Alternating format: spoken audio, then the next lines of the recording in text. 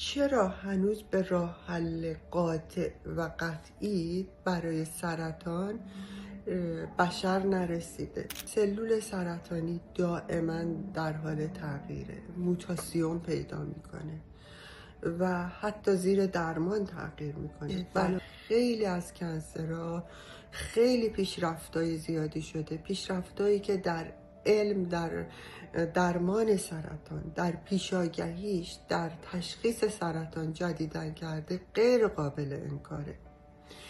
بعضی از سرطان ها هستن مثل کنسرهای پستانی که HER2 پازیتیون که اینا اصلا با دادن هرسپتین تارگت تراپی میشن، هدف درمانی میشن، یعنی خود سلول سرطانی مورد حمله دارو قرار میگیره و سلولای دیگه صدمه نمیخورن و این خودش یک مثال خیلی واضحه.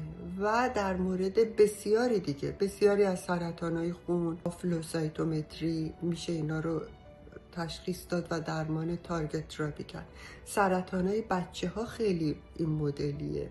در یه رشته هست به نام پرسیژن آنکولوژی که این حتی فردی عمل میشه و با همین روش تارگت تراپی که خدمتتون گفتم میتونن خود سلول سرطانی رو به روی فرد، روی اون شخص از بین ببرن.